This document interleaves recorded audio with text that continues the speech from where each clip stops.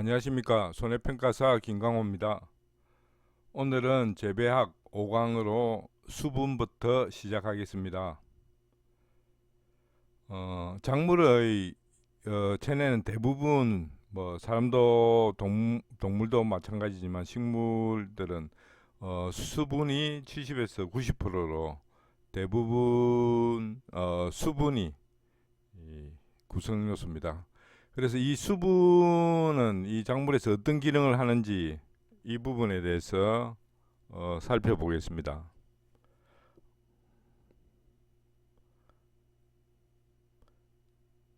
수분의 기능에 대해서는 출제도 한번 되었습니다. 보시면은 수분의 기능에서 첫 번째, 세포 내 결합수로 존재해서 이 식물체의 구성 물질이 되고, 그리고 수분은 무엇보다도 광합성의 재료가 됩니다. 두 번째는 원형질의 생활 상태를 유지시키는 거고요. 세 번째는 세포의 평합을 형성하고, 그래서 평합을 형성함으로써 식물 체제를 유지시키는 거죠.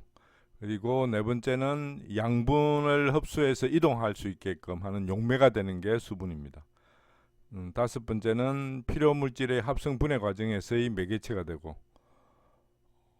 마지막으로 식물 체온을 조절할 수 있는 기능을 가지고 있습니다.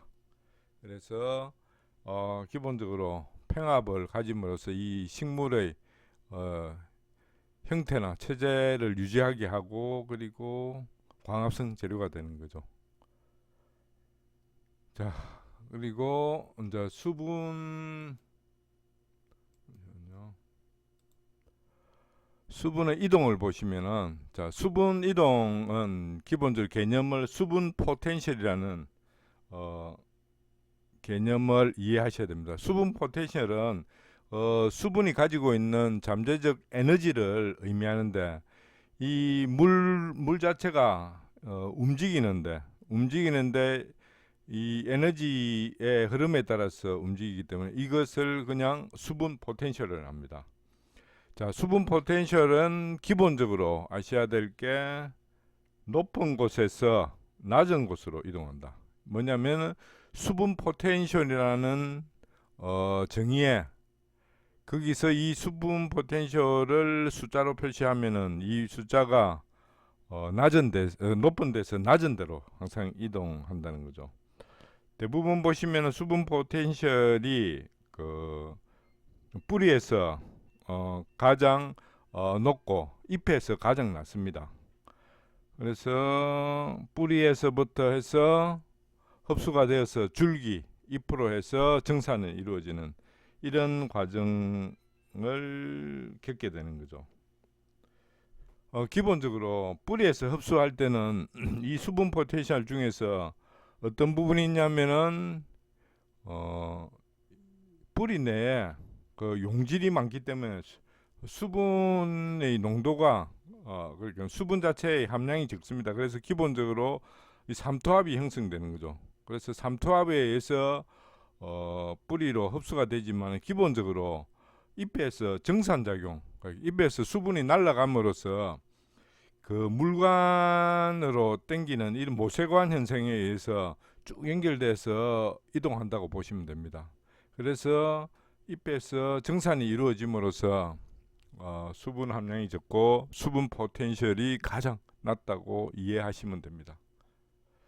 밑에 정산작용 같이 나오죠. 정산작용은 잎에 대부분이 그 뒷면에 있는 기공을 통해서 수분이 날아감으로써 이걸 바로 정산작용이라 하는데요.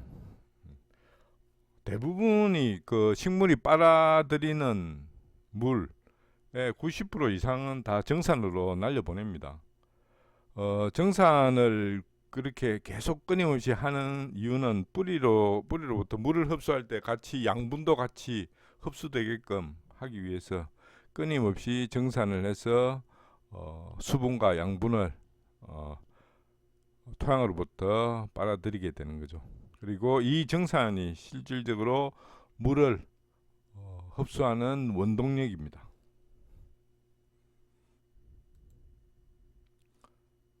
자, 정사는 특히 어느 경우에 활발히 일어나냐면은 빛이 강할 때, 그리고 온도가 높을 때, 그리고 공기의 습도가 낮을 때, 이때는 기공이 활짝 열려서 정산이 활발하게 일어난다는 거죠. 그리고 바람도, 그죠? 바람이 어느 정도 불게 되면은 정산이 더 활발하게 일어납니다. 요 정산이 활발하게 일어나는 조건도 체크를 해 놓으시고요. 작물의 요수량이 나옵니다. 요수량. 이 요수량의 기본 개념은 뭐냐면은 작물이 건물 1g을 생산한다. 뭐냐면 죄송합니다. 광합성을 하게 되면은 탄수화물을 생산하는데 그걸 건물로 표시하면 그 건물 1g을 생산하는데 물을 얼마나 필요하느냐, 소비하게 되느냐, 이걸 바로 요수량이라고 합니다. 건물 1g입니다. 1g을 생산하는데 필요한 물의 양을 요수량, 이 개념을 꼭 알아두셔야 됩니다. 여기에 대해서 대비되는 개념으로 정산계수라는 게 있는데, 이 정산계수란 뭐냐면 건물 1g을 생산하는데 이 소비되는 정산량, 그래서 필요한 수분량이나 정산량 거의 대부분 동의어로 사용한다고 보시면 됩니다. 제가 설명했다시피 식물은 빨아들이는 수분 대부분을 정산해서 보내버리거든요. 날려보내기 때문에 이 요수량이랑 그 정산이랑 거의 양의 차이가 별로 없습니다. 그래서 두 개는 거의 동의어라고 생각하시면 됩니다. 자, 여기서 중요한 거는 이 요수량이 작은 작물이 바로 건조한 토양과 한발에 대한 저항성이 강하다. 바로 내건성이 좋다는 거죠. 내건성. 건조에 견디는 성질. 그래서 요수량이 작은 작물이 내건성이 좋다. 반대로 요수량이 큰 작물은 꼭 물을 대줘야 됩니다. 그죠? 그래서 여기에 해당되는 작물을 한번 보시면은 요수량이 작은 작물에는 어떤 것이 있느냐? 수수, 기장, 옥수수. 그리고 요수량이 많이 필요한, 요수량이 큰 작물에는 호박, 알팔파, 그리고 클로버, 완두, 오이, 이런 것들이 요수량이 큰 작물이고, 수수, 기장, 옥수수는 요수량이 작은 작물이라는 거, 요것도 체크해 놓으십시오. 특히 요수량이 가장 큰 거는 흰 명아주입니다. 흰 명아주는 요수량이 가장 크다는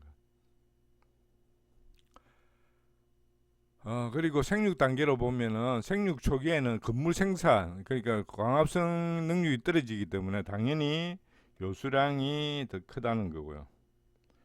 그리고 불량한 환경 조건에서도 마찬가지로 광합성 효율이 떨어지기 때문에 요수량이 커진다는 내용입니다. 오늘 한번 읽어보시고요. 자, 관계의 효과, 논에서의 효과 보시면은 쭉 한번 읽어보십시오. 생리적으로 필요한 수분을 공급하고 온도도 조절하고, 그죠? 그리고 천연양, 물에 포함되어 있는 천연양분도 공급하고 유해 물질도 제거하고, 그리고 잡초 발생도 억제되고 병해충도 경감되고 벼의 생육 조절과 농작물 능률화를 이루는 이런 아주 좋은 기능들이 있기 때문에 논에서는 관계를 통해서 벼를 키우게 되는 겁니다. 밭에서도 마찬가지로 효과를 보시면 생리적으로 필요한 수분을 공급하는 것, 그리고 재배 수준을 향상시킬 수 있는 것, 지온 조절, 당연히 지온을 조절할 수 있고 비료 성분 보급하고 이용할 수 있고 풍식도 방지되고 동상해도 방지할 수 있는 이런 효과를 가지고 있습니다. 이것도 한번 쭉 읽어보시면 다 이해되실 겁니다. 자, 여기서 우리가 또 체크해야 될 것은 관계의 방법입니다. 이 관계하는 방법에는 먼저 지표 관계, 지표에 물을 흘려주는 방법. 이 지표 관계는 전면 관계, 전면적으로 지표면 전면에 물을 흘려대는 게 전면 관계. 고랑 관계는 이랑과 이랑 사이에 고랑에다가만 물을 대는 거, 그죠? 농사를 질 때 이 고랑과 이랑, 이게 위에 있는 부분이 이랑, 밑에는 고랑입니다. 그죠? 고랑에다 물을 대는 게 이 고랑 관계입니다. 그리고 살수 관계입니다. 살수 관계는 물을 공중으로 뿌리는 거 방법.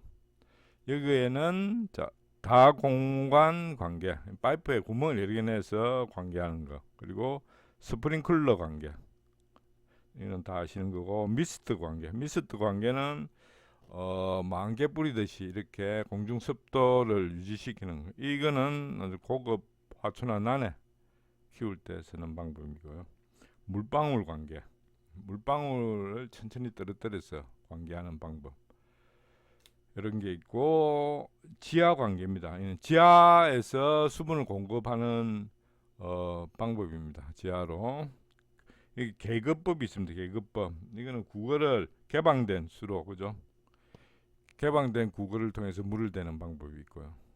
암급법. 암급법은 지하에다가 관을 설치해서 그 관에서 물이 빠져나오게 하는 암급법이 있고요. 아비법. 이거는 뿌리가 깊은 과수에다가 기계를 통해서 물을 압력을 통해서 넣어주는 방법이 아비법입니다. 점접관계. 점접관계는 대부분이 가장 많이 쓰는 관계 방법인데요. 이 시설에서 파이프를 쭉, 파이프나 호스에 물을 흐르게 해서 거기서 한 방울씩 한 방울씩 빠져나오게 해서 끊임없이 뿌리에다가 물을 공급하는 방법입니다. 이 점적 관계는 용어를 정확하게 해서 의미를 익혀 놓으셔야 됩니다. 이거는 시험에 왕왕 나옵니다. 자, 배수의 효과. 배수의 효과는 습해 수해를 방지하고 토양 성질을 개선하고 1모작을 2, 3모작 답으로 경지 이용도도 높여주고 농작업도 용이하게 해서 기계화를 촉진하고, 그리고 호기성 미생물 활성화를 시켜서 각종 양분의 유효도를 증가시킨다는 거죠. 이 배수하는 방법에도 네 가지가 있습니다. 객토법. 객토를 해서 자연적으로 배수되게끔 하는 거. 그리고 기계 배수는 사람이나 뭐 가축이나 뭐 이런 갖가지 힘을 이용해서 기계를 뭐 양수기를 통해서 이렇게 배수하는 방법이고요. 계거 배수는, 계거는 아까 말했듯이 또랑을 만든 거. 암거는 지하에다가 관을 묻어서 그쪽으로 물이 흐르게 해서 배수하는 방법입니다. 자, 그다음 수분 장애. 수분 장애는 두 가지입니다. 그죠? 너무 습하거나 아니면 아예 건조하는 경우. 이 습한 경우는 습해라 하는데요. 이 습하면은 당연히 물이 많게 돼서 토양 중에 공기가 부족하게 됩니다. 그래서 산소가 부족하게 되면은 뿌리가 호흡을 못하게 해서 이 광합성도 제대로 안 되고, 그래서 생장이 제대로 안 돼서 생육이 안 되는, 그 습해의 작용 흐름을 쭉 보시면은 그런 내용으로 흘러갑니다. 그래서 이 습해를 방지하기 위해서는 배수도 잘 돼야 되고, 정지, 토양을 개량시키는 것, 그리고 뭐 정집하고 같은 개념이지만 토양 개량, 객토도 하고 부식이나 석회 이용, 아니면 토양 개량제를 이용해서 토양도 개량시켜야 된다. 주로 입단을 많이 시켜야 된다는 거죠. 내습성 작물과 품종을 선택해 이 습한 곳에서도 잘 자라는 작물들 보면 대표적으로 미나리, 연, 벼, 옥수수, 율무, 토랑, 고구마 등 쭉 있습니다. 한번 읽어보시고, 그리고 미숙 유기물이나 황산근은 되도록 피하고, 그리고 표층 시비로 뿌리 생육을 지면 가까이로, 지면 가까이 뿌리가 나오게 함으로써 호흡을 잘하게끔 만든다는 거죠. 이 습해 방지 대책입니다. 그리고 한해는 뭐 건조하는 때 가뭄으로 인한 피해를 한해라 합니다. 이 한해의 원인 보시면은 강우 부족 또는 관계를 하지 않아서 토양 수분이 결핍되는 경우, 그리고 뿌리 발달이 제대로 안 돼서 뿌리가 수분 흡수를 못하는 경우, 뭐 이런 등등에서 한해가 나옵니다. 한해의 작용을 보시면은 한해가 가물어짐으로써 기공이 폐쇄되고, 그래서 기공이 폐쇄됨으로써 당연히 정산이 막혀서 물 소비가 억제되는 거죠. 그리고 수분이 적게 들어옴으로써 광합성 작용이 둔화돼서 이산화탄소 흡수가 제대로 안 된다는 거. 이게 한해의 작용입니다. 그리고 아버시스산이라고 이 수분 스트레스가 발생하면은 발생되는 식물 호르몬입니다. 그죠? 앞에서 봤었죠. 그래서 잎의 노화가 촉진됩니다. 그리고 위조 상태 도달하면은 당연히 건조해서 작물이 죽게 되는 거죠. 이 한해의 대책으로는 충분한 관수가 있어야 되고, 그리고 건조에 강한 작물들을 선택해야 됩니다. 여기에 건조에 강한 작물들도 쭉 있습니다. 그리고 토양 수분 보유력을 강화하고 정발을 억제하기 위해서는 잎단을 조성해야 되고, 그리고 피복하고 중경 제초, OED 유액 살포, 이런 것들 대책을 쭉 읽어보시면 됩니다. 자, 그러면은 최근에 그러면은 어떤 문제들이 나오는지 잠깐 살펴보겠습니다. 요수랑 나오죠. 자, 작물의 요수량에 대한 설명으로 옳은 것은, 자, 첫 번째 틀린 부분은 작물의 건물 1kg 아니죠. 그죠? 1g 생산하는데 소비되는 거라 있습니다. 요거 틀렸고요. 그죠? 내건성이 강한 작물은 요수량을 적게, 그죠? 요수량이 더 적다는 거죠. 그리고 호박은 요수량이 많은 걸 아까 그 작물에 나왔습니다. 그죠? 호박은 아주 요수량이 많은 작물입니다. 그리고 요수량이 작은 작물은 생육 중에 수분을 적게 요구한다 했죠. 자, 그래서 답은 3번입니다. 그리고 두 번째 문제도 보시면 플라스틱 파이프나 튜브에 미세한 구멍을 뚫어 물이 조금씩 흘러나와서 뿌리 근처의 토양에 집중적으로 관수하는 게 이 용어, 그죠? 실제로 농가에서 가장 많이 쓰는 관수 방법입니다. 이게 점적 관수 1번이죠. 물의 역할 옳은 것을 고르시오. 보시면은 물질 합성의 매개, 양분 흡수의 용매, 평합 유지, 항상성 유지 다 물의 역할입니다. 그죠? 전체가. 요거 아까 쭉 다 체크해 놓으시라는 부분입니다. 자, 이렇게 문제가 나옵니다. 그래서 이런 것들 잘 체크해 보시고 한번 읽어 보시면은 다 맞히실 수 있는 문제일 겁니다. 자, 그다음은 빛과 온도에 대해서 알아보겠습니다. 온도는 유효 온도가 개념이 가장 중요한 개념입니다. 유효 온도라는 것은 뭐냐면은 작물이 생육이 가능한 온도 범위를 바로 유효 온도로 합니다. 유효 온도에는 보면은 뭐 개념이 여러 가지 있지만 유효 온도 자체는 생육이 가능한 온도를 유효 온도로 한다. 온도의 개념을 해보시면은 생육 최저 온도가 있고, 이렇게 실제로 작물이 자랄 수 있는 가장 낮은 온도, 그리고 생육 최저 온도는 가장 잘 자라는 온도, 생육 최고 온도는 실제로 작물이 생육이 가능한 가장 높은 온도입니다. 일반적으로 생육 적온은 20도에서 25도 사이를 생육 적온이라 합니다. 보시면 특히 열대성 작물, 뭐 옥수수, 배 이런 거는 고온에서 기본적으로 생육이 잘 이루어지고요. 상추는 낮은 온도에서 잘 자라고 오히려 고온에서는 아주 불량해집니다.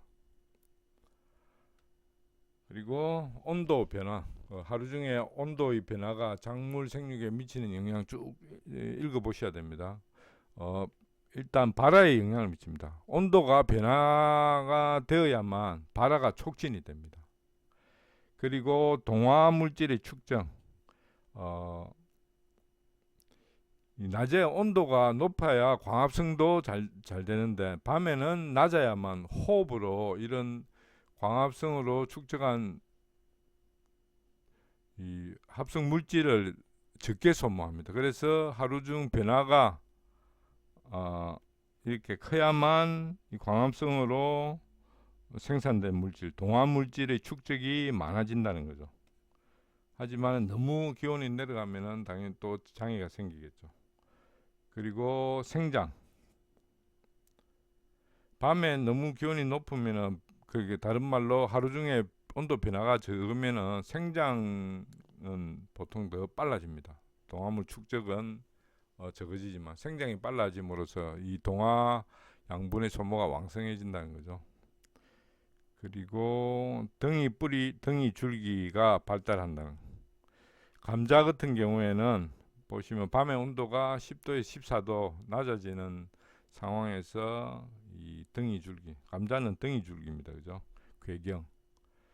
그래서 그게 더 발달하고, 고구마도 보면은 변온 환경에서 이 등이 뿌리의 고구마의 발달이 왕성해진다는 것. 그리고 개화. 맹류 같은 경우 밤에 기온이 높아서 변온이 작은 것이 오히려 출수나 개화를 촉진하지만은 일반적인 작물은 이 변온, 그러니까 밤에 기온이 낮는 것이 개화하는데 더 좋다는 거죠. 그리고 결실도 마찬가지로 이 일변화에 의해서 결실이 더 조장된다는 거. 이 내용들 쭉 읽어보십시오. 그리고 저온장애 뭐냐면은 저온에 민감할 경우에는 저온에 노출되면 조직이 물어지거나 표피 색깔이 변하는 그런 장애를 겪게 된다는 겁니다. 그리고 또 하나 중요한 개념이 적산 온도라는 개념입니다. 이 적산 온도는 뭐냐면 발화해서 출수하고 개화 등수에 이르기까지 그 중에서 0도 이상의 일평균 기온을 합한 것을 적산 온도로 합니다. 적산 온도. 그래서 0도 이하 뭐 이런 건 필요 없이 0도 이상 되는 온도에서 그 0도 이상 되는 온도만 따로 모은 것을 적산 온도로 하는데요. 보시면은 적산 온도가 특히 큰 것들은 그죠?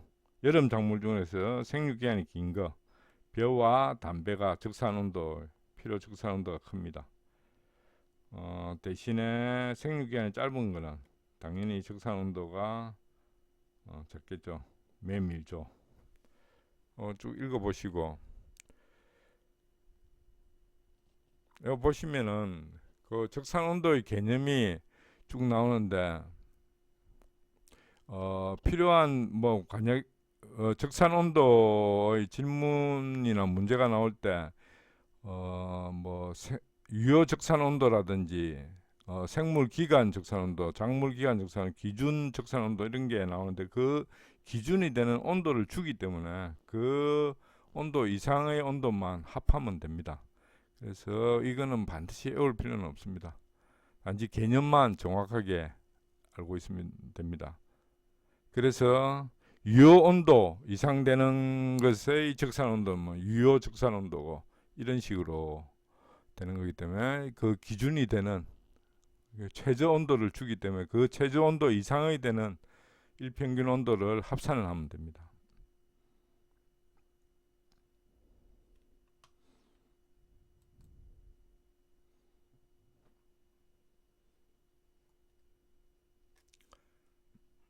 자, 광합성과 호흡을 보면요.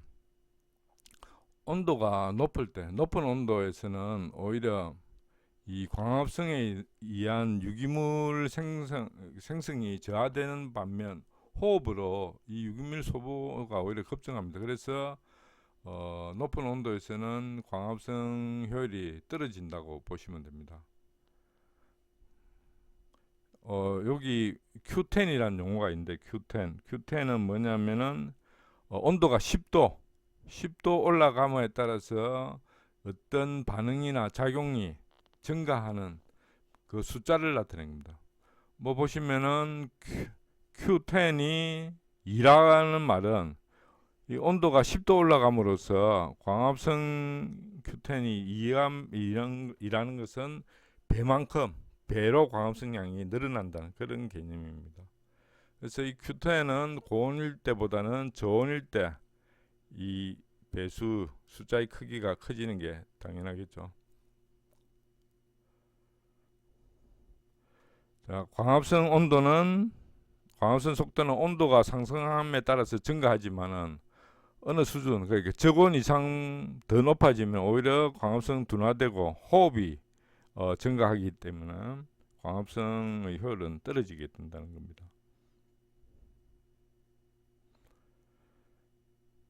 호흡 작용의 Q10은 또 온도가 올라가면은 호흡의 양이 얼마나 되느냐, 그죠? 10도 올라감에 따라서 보시면은 30도까지는 2, 3의 숫자가 나오지만 그 이상 오르게 되면 점점 감소해서 50 부근에서는 아예 호흡도 정지된다는 거.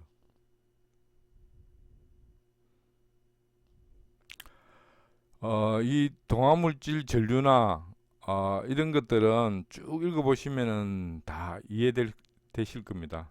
그래서 저희가 좀 체크해야 될 거는 온도의 장애.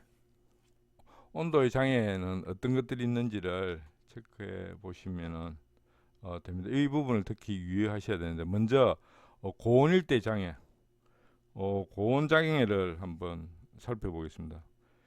고온이 발생하면은 발화도 불량되고 채소 결구도 제대로 안 되고 과일이 착과나 결과도 불량하고 조기에 추대되고 이런 품질이나 수량 저하가 나타나는데요.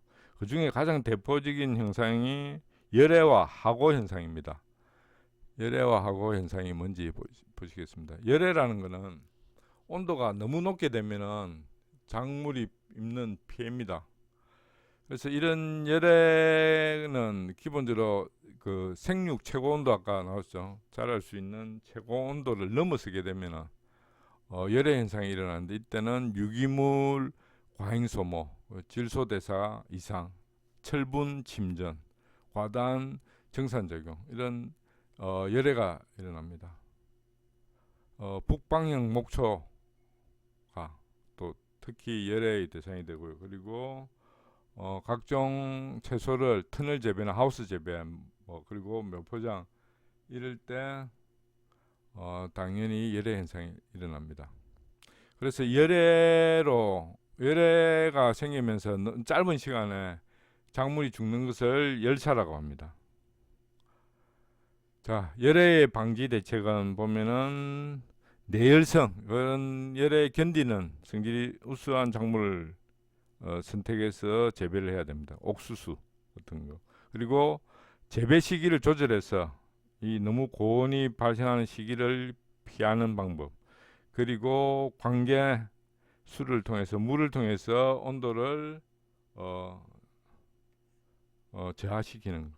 그리고 피복을 시켜서 온도 상승도 억제하고 그리고 밀도를 낮추어서 그리고 질소도 과용하지 않고 이런 게 열애 방지 대책입니다. 그리고 하고는 여름 시기에 이 생장을 제대로 못하고 말라 죽게 되는 현상을 하고라 합니다.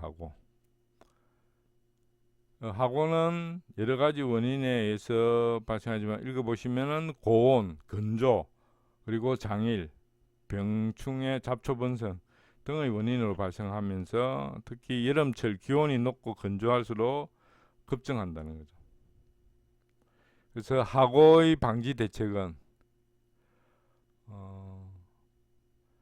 스프링 플러스 봄철에 생육이 왕성하고 목초 생산량이 집중되는 이런 스프링 플러시를 억제하고 그리고 고온 건조기에 충분한 수분을 공급하게 하고 그리고 이 품종을 제대로 선택을 하고 그리고 방목과 최초의 혼합 경영을 해서 하고 방지를 해야 된다는 거죠.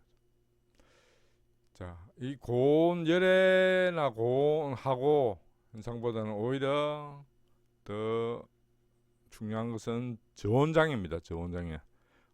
생육 저온보다도 더 낮은 온도에서 이 작물이 장애를 입게 되는 경우, 이걸 저온장애라는데, 저온장애는 냉해와 동상해로 구분합니다. 냉해는 뭐냐면은 그 0도 이하로 떨어지지 않는 온도에서도 0도 이하로 떨어지지 않는 낮은 온도에서도 작물이 생육에 지장을 받는 경우를 냉해랍니다. 근데 그 이하로 떨어져서 얼어질 때는 그걸 동상해라고 하고요. 자, 그래서 냉해는 따뜻하다가 갑자기 기온이 0도 이하로도 안 떨어지는데도 따뜻한 날씨에서 갑자기 기온이 떨어지게 되면은 이걸 냉해라고 표현하게 되는 거죠. 냉해의 원인은 저온, 그리고 일조량 부족, 다우, 낮은 수온 이런 것들이 있습니다. 냉해 양상에 대해서 오늘 읽어보시고, 자, 냉해의 증상과 결과, 그리고 냉해의 방지 대책, 이 부분은 제대로 체크해서 읽어보시면 됩니다. 냉해가 이루어지면은 광합성 능력이 떨어지고 양분과 수분의 흡수가 장애됩니다. 그리고 양분의 전류와 축적도 방해받게 되고, 그리고 단백질 합성 및 효소 활력도 저하되고, 꽃밥 및 화분의 세포도 이상이 생기는 이런 냉해 증상과 결과가 생깁니다. 이 냉해 방지를 위해서는 저온에 강한 품종을 선택을 해야 되고, 당연히요. 그리고 입지 조건을 개선해야 되는데요. 여기는 방풍림을 세운다든지 객토를 한다든지 배수를 제대로 함으로써 냉해를 방지할 수 있습니다. 그리고 재배적 조치로는 보온하면서 육묘하고, 그리고 종자를 드문드문 뿌리는 박파를 합니다. 그리고 얕게 심기로 저항성을 높이고, 물도 깊이 되고 생볏짚으로 피복을 하고, 그리고 수온 상승책으로 누수 방지하고 물 돌려대고 수온 상승제를 살포하고, 이런 대책을 세워야 됩니다. 동상해는 보시다시피 0도 이하의 온도로 해서 조직이 얼어버리는 피해를 동일합니다. 그리고 상해는 말 그대로 서리상입니다. 서리가 내려서 입는 피해를 상해라 합니다. 그래서 합해서 동상해라고 하는데요. 자, 동상해 일반 대책 보시면은 입지 조건을 개선하는 게 똑같이 방풍시설, 토질 개선, 배수 철저, 그리고 이 동해에 견딜 수 있는 내동성 작물을 키우는 것, 그리고 개화나 개엽이 늦은 품종으로 키워서 봄철 동상해를 피하는 방법, 그리고 재배적 조치는 똑같이 보온 재배를 하고, 맹류 같은 경우에는 이랑 아닌 고랑에다 파종하고, 그리고 빡빡하게 밀식으로 파종하고 밟아서 다밥을 시킵니다. 이름으로써 동해를 방지하게 되는 거죠. 응급 대책으로 보면은 관계법과 송풍법이 있는데요. 비열 높은 물을 저녁에 충분히 주고 팬을 돌려서 상층의 따뜻한 공기를 지면으로 내려보는, 오히려 팬을 통해서 함으로써 이 서리를 방지합니다. 그래서 겨울에 오히려 팬을 돌리면은 피해가 클 거라고 생각하지만은 위에 있는 따뜻한 온도를 밑으로 내리기 때문에 서리를 방지할 수 있습니다. 그리고 발연법과 피복은 뭐냐면은 이는 불을 피우라는 거죠, 그죠? 불을 피우고, 그리고 각종 피복 물질을 피복해서 보온을 하라는 거. 그리고 연소법과 살수 빙결법이 있습니다. 연료를 태워서 열을 발생시키고, 그리고 미세 살수하면은 거기 결빙이 되면서 오히려 그 열이 작물한테 보온 효과를 하게 하는 방법이 있습니다. 사후 대책으로는 피해가 경미할 때는 속효성 비료를 시비하고 요소 연면 살포하고, 그리고 심한 경우에는 아예 다른 품목으로 새롭게 파종을 해야 됩니다. 그리고 병충해도 방제를 철저하게 해야 됩니다. 자, 이상 온도까지 오늘 강의 마치겠습니다. 수고하셨습니다.